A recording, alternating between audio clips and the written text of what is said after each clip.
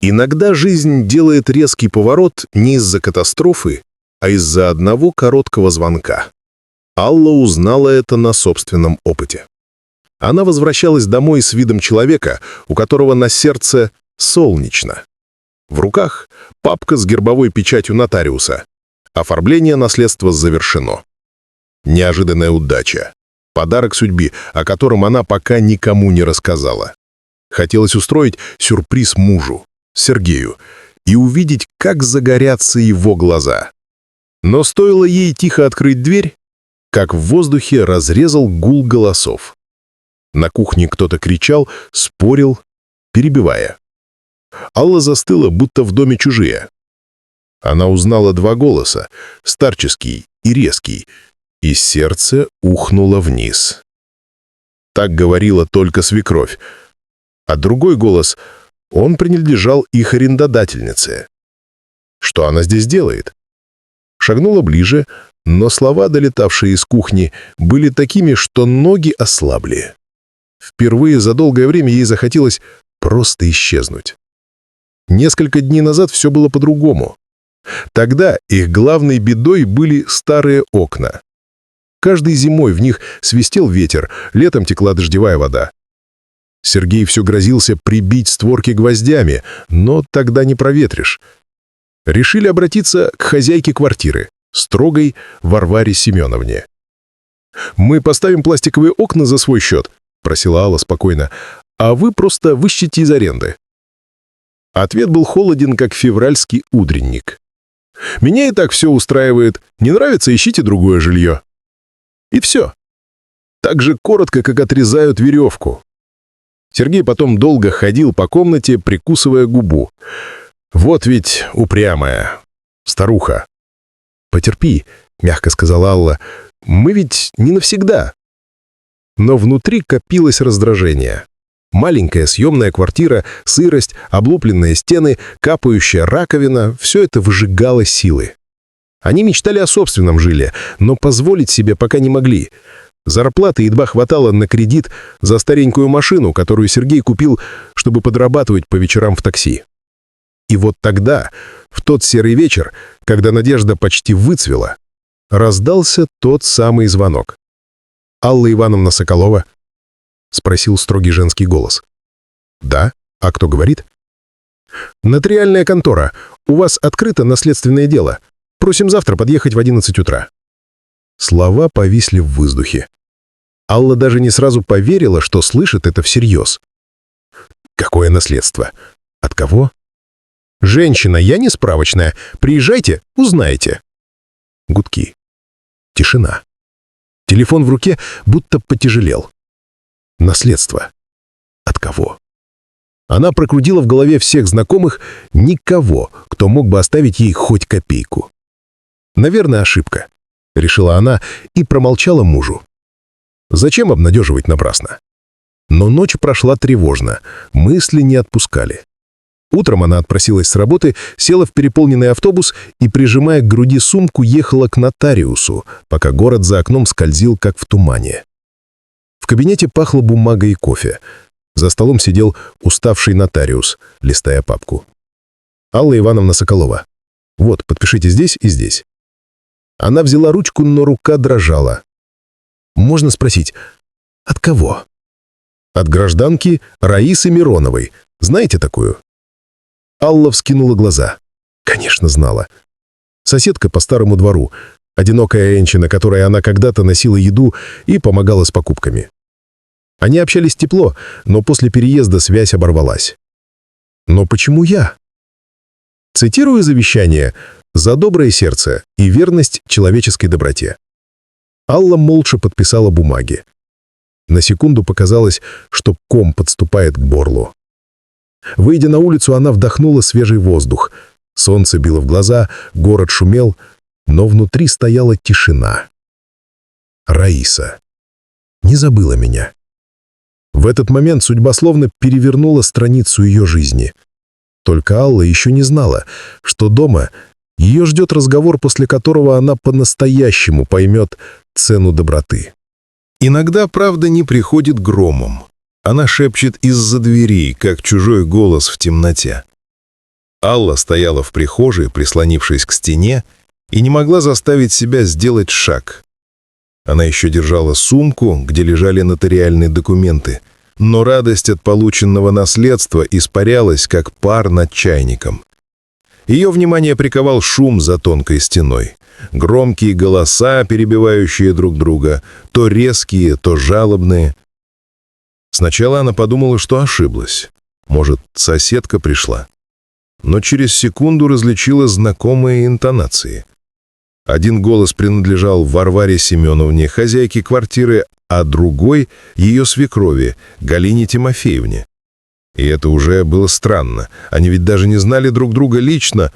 По крайней мере, Алла так думала. «Да я тебе разве об этом просила?» — кричал старческий глуховатый голос. «Я хотела, чтобы ты им просто напомнила, кто в доме хозяин, а не превращала их жизнь в каторгу». «А я что сделала, Галь?» — отвечала визгливо Варвара. «Просила быть построже? Я и была». «Построже? Да ты с них шкуру драла». Алла похолодела. Она осторожно сняла туфли, подошла ближе к двери кухни и замерла, боясь даже дыхнуть. С каждой фразой вырисовывалась жуткая картина. Выяснилось, что Галина Тимофеевна сама попросила свою давнюю подругу Варвару Семеновну приглядеть за сыном и невесткой, когда узнала, что они снимают у нее квартиру. Мол, пусть поживут не в неге, а в трудах. Это укрепит семью. Варвара же, не будь дура, решила, что чем больше неудобств, тем лучше проверка на прочность. «Ты сказала, сделаем посложнее, чтоб не расслаблялись. Я не говорила мучить их». «Ну уж извини, у каждого свое понимание трудностей», — отрезала Варвара. «Они ведь у тебя как короли жили. Мебель обновили, обои переклеили, воду фильтрует. Вот я и подумала, пора вернуть им реальность». «Реальность? Так они, по твоей милости, чуть не заболели. А кто их просил жить в моем доме? Не нравится? Ищите другой». Алла чувствовала, как по коже пробежали мурашки. Теперь стало ясно, почему хозяйка наотрез отказалась менять окна, почему за каждую мелочь устраивала сцены, почему даже старые обои заставила переклеивать. Это не случайность, это было спланировано. Она вспомнила, как месяц назад стояла с ведром у батареи и ловила капли с потолка после сильного ливня. Тогда Варвара Семеновна сказала: «Ну, что вы хотите, старый дом, а вы, молодежь, все в комфорт подавай». А потом добавила с ехицей: «Вам бы только в новостройках жить, где все новое и сверкает». Тогда Алла еще подумала, что это просто ворчание. Теперь понимала, то был намек. Неприятный, злобный. И за всем этим стояла свекровь, та, которая всегда называла ее умницей и «держись, Аллочка». Боль от предательства пробежала, как холод по позвоночнику. Внутри кухни скрипнул стул. «Варя», — сказала Галина Тимофеевна, уже не крича, но голос дрожал. «Скажи честно, ты брала с меня деньги?» «Ну, Галь, не с тебя, просто ты сама предлагала помогать, я и принимала». «Предлагала, да, но не за то, что ты их мучаешь». Последние слова утонули в звуке ломающейся чашки. Потом раздался шум, кто-то резко поднялся, задел табурет. «Ты у меня, значит, и с них брала, и с меня? Двойную аренду? А что такого? Я тебе жаловалась, что не платит вовремя. А они, выходит, платили? Ну, не совсем. Ах ты ж...» Дальше последовал поток слов, которые Алла никогда прежде не слышала из уст Галины Тимофеевны. Алла прикрыла рот ладонью. Перед глазами замелькали сцены. Она с Сергеем, чинящий кран на кухне, хозяйка, ворчащая, что слишком часто звоните по мелочам, свекровь, спокойно кивающая на семейных посиделках. «Потерпите немного, детки, трудности объединяют». Она стояла, и все это вдруг сложилось в одну болезненную картину. Никакие это не трудности, Это издевательство. Ее плечи дрожали. Она не знала, плачет или злится. Губы сами шептали: «Как они могли?» Дверь кухни резко распахнулась, и в коридор вышел Сербей. Он остановился, увидел жену, тихо вздохнул. «Пошли». «Куда?» «Просто выйдем. Тут сейчас все разнесут». Алла молча надела куртку, за спиной все еще гремели голоса. Они вышли из квартиры, спустились по лестнице. Воздух снаружи показался удивительно свежим, почти ледяным. Сергей шел молча. Только когда они дошли до ближайшей остановки, он сказал: «Ты, наверное, слышала, да?» «Почти все». Он присел на лавку, потер лицо руками. «Вот и живи потом с верой в людей. Мама... Как она могла? Я ж думал, она просто помогает».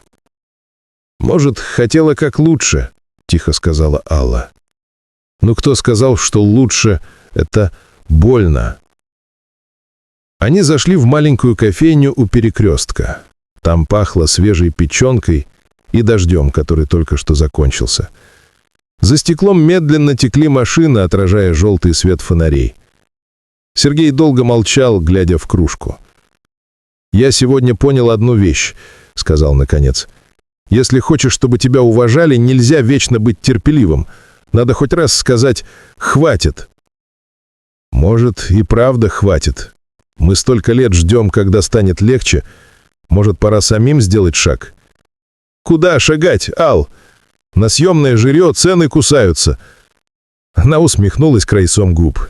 «Иногда решения приходят неожиданно, просто нужно время». Он поднял взгляд, хотел что-то сказать, но промолчал. Алла отвела глаза, не готовая рассказать о наследстве. Ей хотелось выждать момент, когда новость прозвучит как свет, а не как спасательный круг в беде. Позже, возвращаясь домой, они шли медленно. Галина Тимофеевна уже стояла у подъезда, переминая с ноги на ногу. Лицо усталое, взгляд потухший. «Деточки, простите, я не знала, что все так. Думала, Варя просто приглядит». «Да ладно, мам, успокойся. Никто не умер. Просто будем жить отдельно». Она кивнула, и в ее глазах мелькнуло что-то вроде признательности. «Я все ей высказала. Больше вы к ней не вернетесь. Если что, можете пожить у меня». «Спасибо, но мы сами справимся». Когда они поднялись в квартиру, Алла подошла к окну. Ветер гнал по небу редкие облака. Все выглядело по-прежнему. Те же старые стеклопакеты, те же скрипучие полы, но внутри все было иным. Как будто прежняя жизнь рухнула, и на ее месте появилась пустота, которую надо заполнить чем-то новым. Сергей подошел сзади, обнял ее за плечи. «Мы справимся, да?» «Мы всегда справлялись», — ответила она. «Тогда начнем с завтрашнего дня». Он поцеловал ее в висок и ушел спать. А Алла осталась у окна. Она достала документы из сумки, разложила на подоконнике, провела пальцем по печати. Строки завещания слегка дрожали в свете ночника. «За доброе сердце и верность человеческой доброте». Алла тихо усмехнулась. «Спасибо тебе, Раиса Николаевна. Вовремя». Она понимала, что теперь все зависит только от нее. Сказать ли мужу? Или подождать, пока эмоции улягутся? А может быть, сделать сюрприз, купить новую квартиру и просто однажды привезти его туда, сказав «добро пожаловать домой»? Эти мысли крутились в голове, пока за окном рассвет медленно окрашивал небо в розовый цвет. Ночь уходила, как старая жизнь, с тяжестью, но без сожаления. Впереди была новая глава, новая возможность. И где-то глубоко внутри Алла чувствовала, теперь она уже не та, что вчера. Непокорная, независимая, нетерпящая, а женщина, которая впервые за много лет имеет право выбирать. Утро пришло бесшумно, будто не хотело тревожить ее решение. Алла проснулась раньше будильника и долго лежала, глядя в потолок, где тонкая трещинка тянулась к люстре, как нитка к свету. «Сегодня». Слово было простым, но в нем звенела пружина, как раз тот внутренний щелчок, который меняет траекторию жизни. Через 3 часа Алла скажет мужу правду, и один человек в их мире исчезнет навсегда. Она встала, поставила чайник, достала с подоконника аккуратную стопку нотариальных бумаг и еще раз провела пальцем по печати. Город за окном просыпался лениво. Дворник тянул метлу, автобус дышал на остановке сизым паром. Этот мир был прежним, но она уже нет. Сергей вышел на кухню заспанный, в футболке, с привычной утренней хрипотцой. «Доброе», — поцеловал в висок. «Как ты?» «По-разному», — честно ответила она и подняла на него глаза. «Сядь, пожалуйста». Он сел, и на секунду ей показалось, что он тоже почувствовал плотность момента. Ни лишних слов, ни шуток, только внимательный взгляд. «Вчера я была у нотариуса», — сказала Алла, — «и это не ошибка. Раиса Миронова, помнишь соседку из старого двора, которая любила кормить дворовых кошек? Она оставила мне наследство, деньги, достаточно, чтобы...» Алла запнулась, но не отвела взгляд. «Чтобы мы перестали терпеть».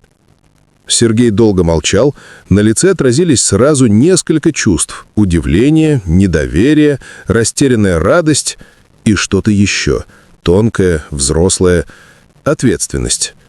«Это серьезно?» «Очень. Деньги будут доступны через месяц, но я не хочу, чтобы они решали все за нас. Я хочу, чтобы мы выбрали сами, как жить». Он вздохнул, не облегченно, а будто раскрепостился. «Знаешь, я горжусь, что ты сказала это не как «повезло», а как «мы решим». Я за нас».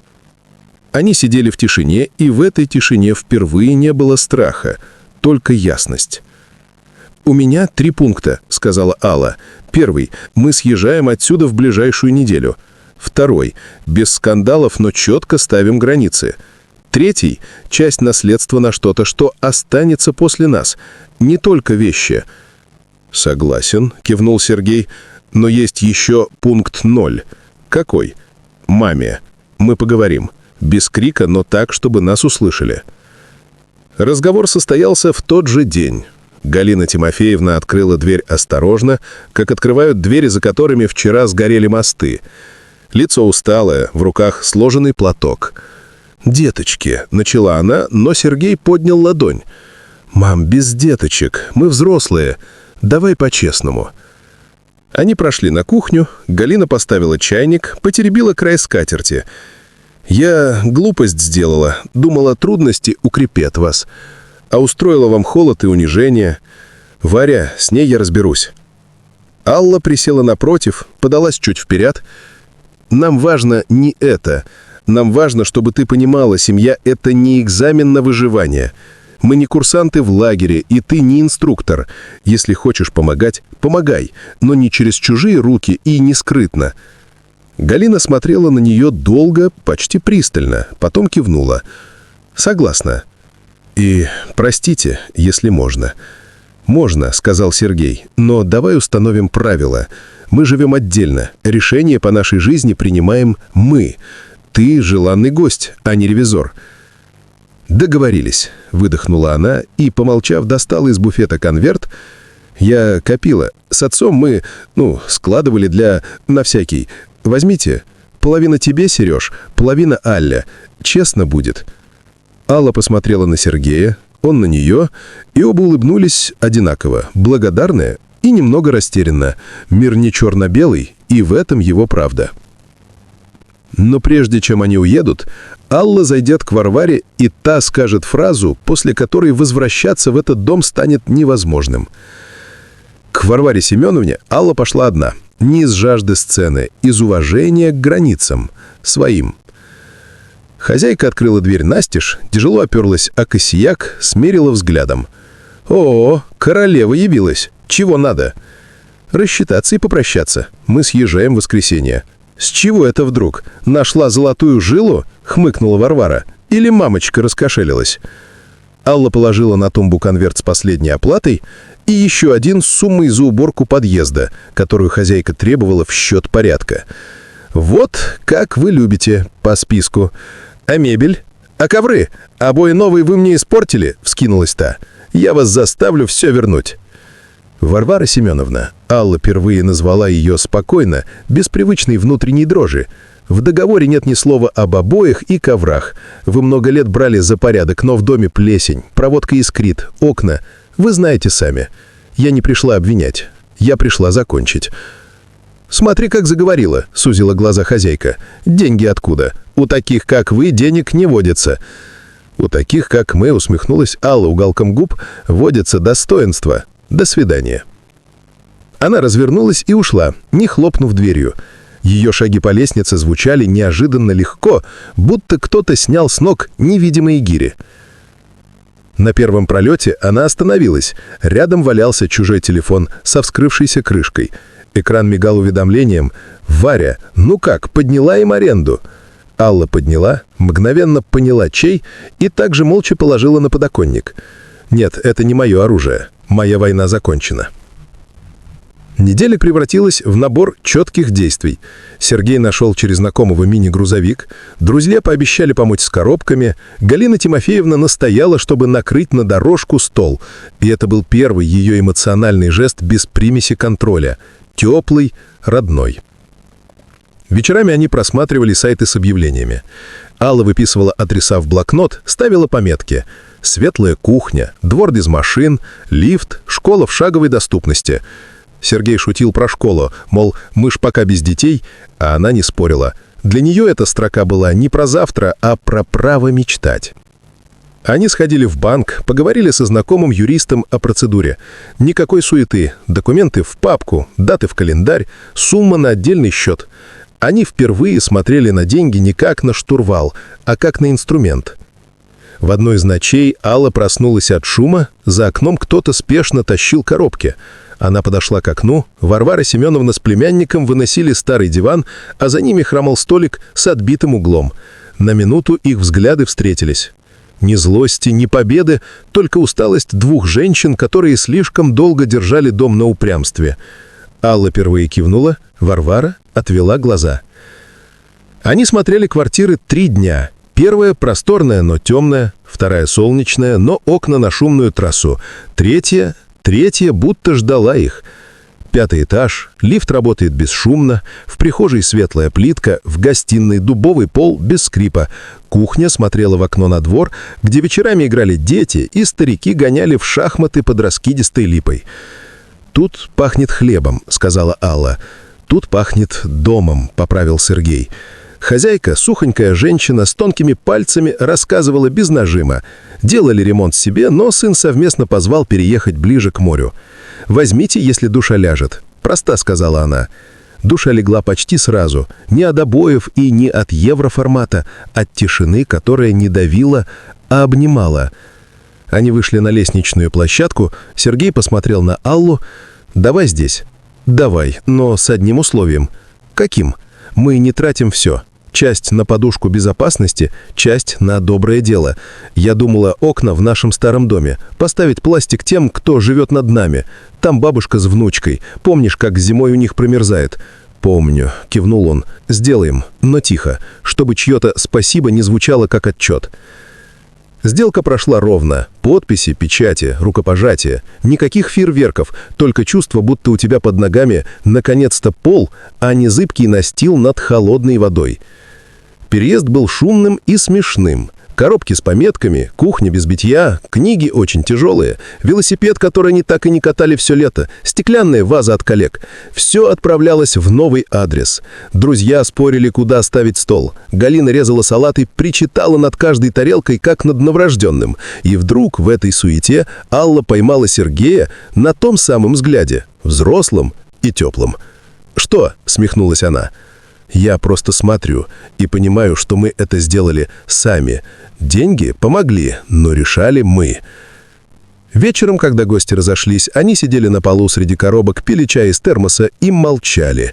В этом молчании было все. Благодарность судьбе и себе, Раисе Мироновой за память, матери за то, что научилась просить прощения, и даже Варваре за урок границ.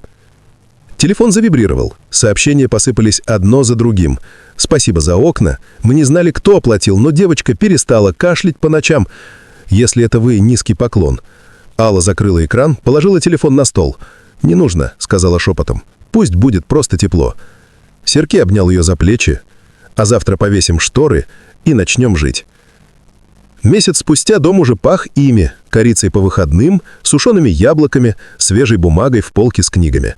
На подоконнике стояло 2 кактуса, один от Галины Тимофеевны, неубиваемый, как вы, второй от Аллиной коллеги. На холодильнике висела записка «Мечты требуют расписания». Галина приходила по субботам без ревизии, с пирогом и новостями. Она искала слова осторожно, как будто только училась говорить по-новому. Иногда путалась и снова уходила в наставление, но вовремя останавливалась. «Простите, я опять в старое». «Все в порядке», — отвечала Алла. «Мы рядом». А однажды позвонили из юридической конторы уточнить, дошли ли деньги на благотворительный счет, который Алла оформила на имя Раисы Мироновой. Небольшая стипендия для курсистов по уходу за пожилыми, чтобы у одиноких людей было не только лекарство, но и рука. «Вы хотите, чтобы фонд носил ваше имя?» — спросила сотрудница. «Нет», — сказала Алла, — «пусть носит ее». И все же жизнь не сказка, она просто стала честной. У Сергея случилась трудная смена. Клиент уехал, не заплатив. У Аллы аврал на работе, срочный отчет, нервный начальник. Были дни, когда они спорили из-за пустяков, куда поставить коробку с зимними ботинками, почему он забыл лампочки, но сквозь это не просачивался холод. В их доме теперь не гулял ветер ни из окон, ни из чужих решений. Однажды вечером, уже в декабре, они возвращались с рынка, неся мандарины и хлеб. Двор был белый, как чистая страница. Под липой 2 стариков пыхтели над шахматами, чужой пес охранял ближайший сугроб, как сундук с сокровищами. «Помнишь, как все началось?» — спросил Сергей. «С одного звонка?» — улыбнулась Алла. «Нет, с твоего сердца. Звонок только нашел дорогу». Она остановилась у подъезда, оглядела освещенные окна, и на секунду ей почудилось, что в одной из рам отражается лицо Раисы, спокойное, одобряющее. Алла кивнула невидимой наставнице. «Спасибо», — сказала она в темноту, — «мы постараемся не подвести». Они поднялись на 5-й этаж, открыли дверь, и их встретил теплый воздух, запах апельсинов и новый плед на диване. Никакой роскоши, только дом, где спокойно дышится. В этот момент зазвонил телефон. Алла глянула на экран, и сердце едва заметно кольнуло. Номер неизвестный, как в тот день. Она нажала «Принять». «Алла Ивановна, это социальная служба. Мы хотели поблагодарить вас за открытый счет памяти Раисы Мироновой. Вчера, благодаря этим средствам, у нас появилась еще одна сиделка на ночь. Женщина, которой помогли, просила передайте Алле, что я впервые за много лет спала спокойно». «Спасибо, что сказали», — ответила Алла и, отключившись, долго смотрела в окно. Мир за стеклом был тот же, с автобусами, почтовыми ящиками и дрожащими фонарями. Но теперь у этого мира был другой вкус. Не выдержать, а выбирать, не терпеть, а строить, не проверка, а доверие. «Ну что, хозяйка?» — Сергей подошел сзади, положил ладонь на ее плечо. «Как тебе наш вечер?» «Как начало. Настоящее начало». Она выключила свет в кухне, и в гостиной стало мягко и тихо. Где-то внутри нее раздался тот самый щелчок, но теперь уже не пугливый, а свободный. Пружина распрямилась, и жизнь встала на свои рельсы. В новом доме не звенели чужие требования, только их голоса ровные, теплые, и шепот липы под окном. Если однажды еще позвонит телефон, пусть он вновь будет не поворотом судьбы, а напоминанием, что судьба любит тех, кто не сдает свое право на выбор.